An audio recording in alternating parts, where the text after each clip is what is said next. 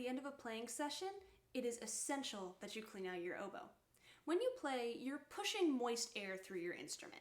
This moisture and other debris can remain in your oboe and, over time, clog up tone holes and generally make your oboe dirty. Swabbing prevents these issues, and it's also just a good habit to form. The first step to swabbing out an oboe is to take your reed out of your oboe and put it back in its case.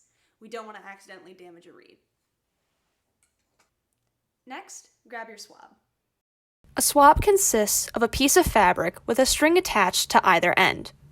One of the strings will have a plastic or metal weight on the end of it.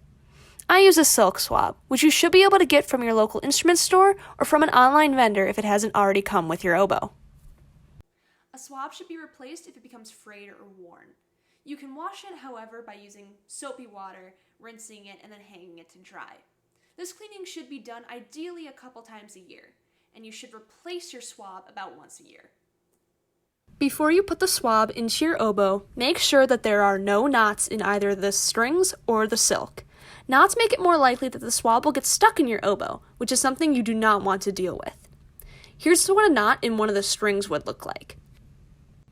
Once you confirm that there are no knots, hold your oboe in one hand so that its bell is in the air. Drop the weighted string into the bell using your other hand and feed through the rest of the swab by the fabric. Once the weighted end of the string comes out the hole where you put your reed, pull the rest of the swab through by that weighted end.